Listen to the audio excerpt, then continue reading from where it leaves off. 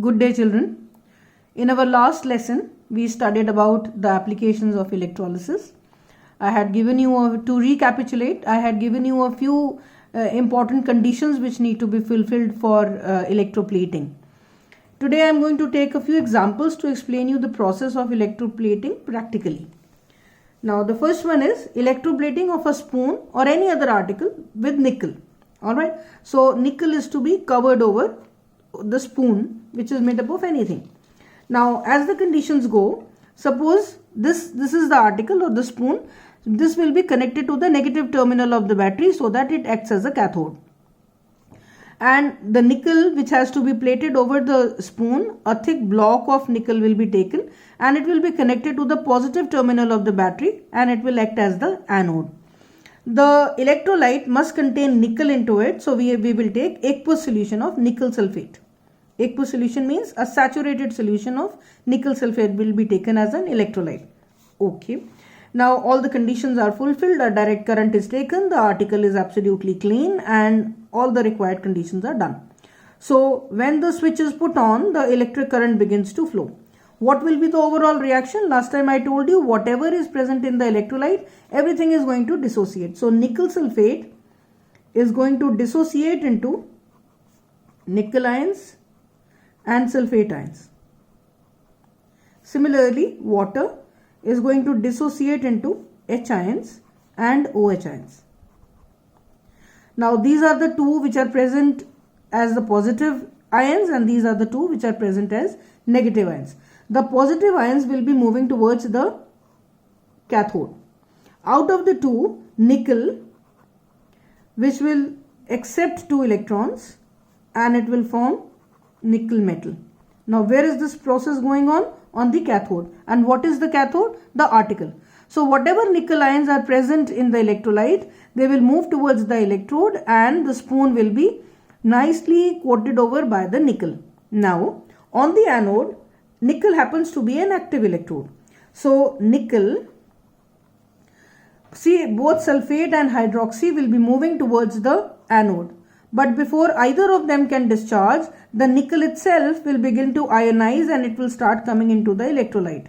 So nickel will lose 2 electrons and it will form nickel ion. So both sulfate as well as hydroxy ions will only be the spectator ions. They will not be able to discharge themselves over the anode. The nickel will ionize and it will form nickel ions. Now what will happen to these nickel ions? These nickel ions will come into the electrolyte, being attracted towards the negative terminal. They will be going towards the cathode and a smooth coating of nickel will be coated over this article. Now once the article is done, you can switch it off again. Another article can be replaced and then once again the nickel can coat the other article also. And this is how the process goes on. If you remember the cutlery which you use at home, the forks and the knives and the spoons, whatever, all of them are coated over with nickel or maybe with silver. So this is the procedure which is followed. Now what reasoning questions can be asked out of this? One is, why does anode diminish in size? You know, because it is made up of nickel, it is active, it is constantly losing it is forming ions and that is why it is diminishing in size. It is becoming smaller. Alright, so that is why, or why do we need to change the anode periodically? Again, because it is reducing in size. After a while it becomes very thin, the process comes to a stop, so then we need to change it. Why should the article be cleaned before electroplating? I told you this last time also, because if there will be any marks of rust or corrosion over it, then the coating will not be very smooth. So that is why it is important that the article should be absolutely clean. Then write the electrode reactions occurring while the electroplating with nickel is taking place. So you can write these reactions is taking place. I hope you followed this. If you have followed, we will do exactly a similar electroplating, but rather than using nickel, this time we will be using silver. Alright, the conditions obviously continue to remain the same. Electroplating an article with silver. Again, let it be a spoon only. So this spoon will be used as a cathode. So that means it is going to be connected to the negative terminal of the battery. Whatever article, silver in this case, will be used as the anode because it is connected to the positive terminal of the battery. Now the next thing is the electrolyte. We need to have an electrolyte which contains silver ions in it. Now I want to tell you that we prefer taking what is known as sodium argentocyanide, aqueous solution of sodium argentocyanide. Why do we take this? Actually, this salt, which is a complex salt, it dissociates very slowly, and with the result the coating over the article is very smooth. Instead of sodium silver cyanide, if we take silver nitrate will very quickly dissociate, and because the dissociation will be faster, the plating will not be very smooth, it will be done very quickly, hurriedly. Now how is sodium argentocyanide prepared? So for sodium argentocyanide, we will first react silver nitrate with sodium cyanide. It is a double decomposition reaction, a mutual exchange of ions. Silver will react with cyanide, forming silver cyanide, and sodium nitrate will be formed. Now this AgCN, which is known as silver cyanide, it will be react with more of NaCN, sodium cyanide, and then a complex salt will be formed which is known as sodium argentocyanide or sodium silver cyanide. Fine. So this is an aqueous solution. Now the way we had done earlier, the overall reaction will be, in fact you should try writing it yourself, NaAg, put Cn in a bracket and put a 2 under it. Now it will break down into sodium ion, argento matlab silver ion, and 2 cyanide ions. This is the dissociation of sodium argentocyanide. Then aqueous, because there is water also, water will also dissociate into H ions and OH ions. So this is the overall reaction. That means whatever is present in the electrolyte is going to dissociate. Out of this, what happens on the cathode? We have a choice between hydrogen and sodium, and of course silver also. We have a choice between sodium, hydrogen and silver. Out of the three, silver happens to be lowermost in the electrochemical series. So silver will accept one electron and it will form silver metal. This is occurring on the cathode, that means the spoon. So whatever silver metals are present over here, they will be moving towards the cathode and the article will be coated over or covered over by silver. Now what happens on the anode? Now anode means silver, this one is also made up of silver.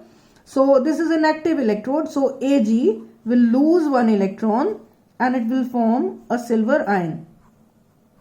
What will happen to this silver ion? It will come into the solution. From the solution it will go towards the cathode, which is the article to be electroplated, and the article will be electroplated with silver. So slowly the ions will keep coming from the anode and keeps getting discharged over the cathode. With the result, cathode gets evenly charged and this one becomes thinner in size, and after a while, of course, we will need to replace it. You can be asked to write the reaction only on the anode, or you can be asked to write all the three reactions. You can be asked the reasoning questions. The reasoning questions is, why is silver nitrate not used for electroplating with silver? I have explained you. Because it dissociates very quickly, the electroplating is not smooth.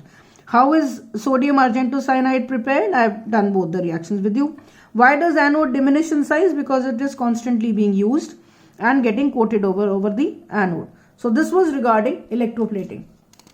Now we will talk about the next application of electrolysis, which is known as electrorefining.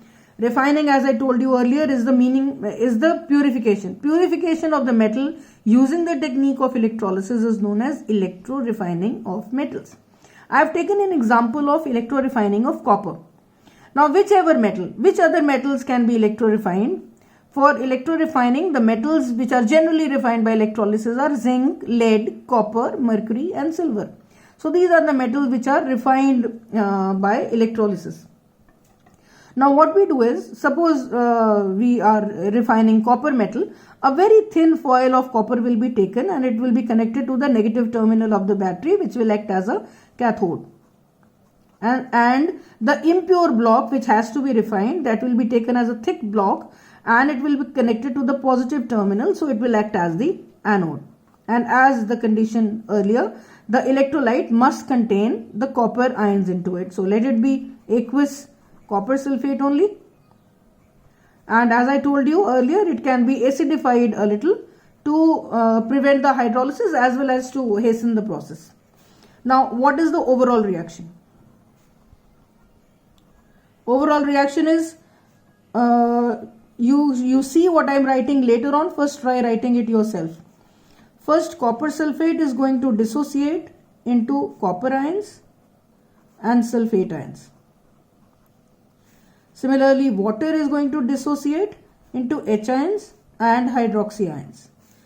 And H2SO4 is also dissociating into H ions and sulfate ions. So this is the overall reaction. Now what happens on the cathode? Cathode, if you remember, is an absolutely pure strip of copper. Very thin, but absolutely pure. Thin foil of, right, pure copper, absolutely pure copper. Now here we have a choice between hydrogen and copper. So copper happens to be down below. So out of the two, copper ions will be accepting 2 electrons and it will form copper metal. Where is this process going on? On the cathode. So the copper ions which are present in the electrolyte will discharge over the cathode, and with the result the cathode will become a little thicker. And I hope you remember the color also. This is blue in color. Now this copper is an active electrode. So what happens on the anode? The copper metal, sulfate and hydroxy, as I told you earlier, will only remain the spectator ions. Spectator ions, I hope you remember. Spectator ions means the ones who just go to the electrode but they don't get discharged.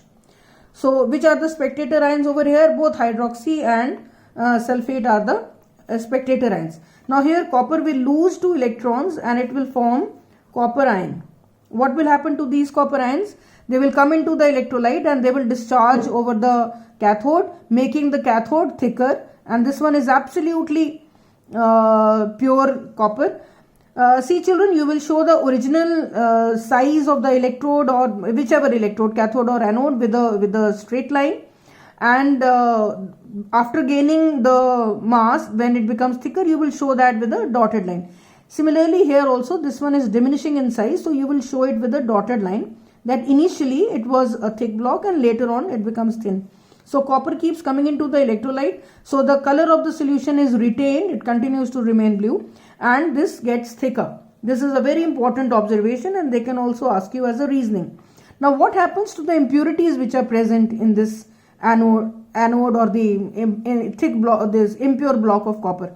The impurities, that means anything except then copper, is known as impurity. It may be gold, it may be silver, it may be anything. But if it is not copper, it will be counted as impurity.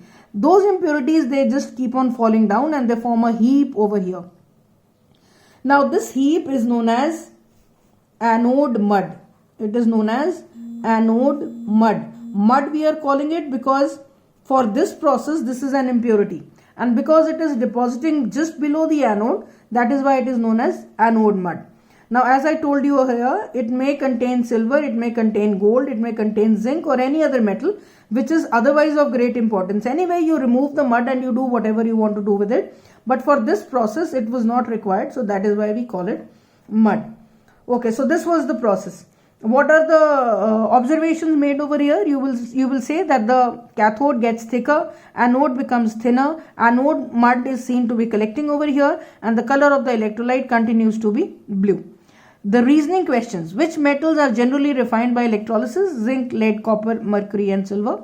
Why is anode thicker than cathode? Because this one has to be purified, because it has other impurities also, and when the process will go on, the cathode will become thicker. Which insoluble impurities are present in the anode mud? This is the anode mud. It is also called slime. Anode mud or slime. The impurities may be gold and silver besides other impurities also. Now which impurities dissolve in electrolyte? Iron and zinc. They are higher in electrochemical series. They dissolve in the electrolyte, in this electrolyte. And these are insoluble, so they remain, so they settle down over here. I hope you've understood. The soluble ones will dissolve in the electrolyte. The insoluble ones will settle down as anode mud or slime. Now why does anode diminish in size? You know that.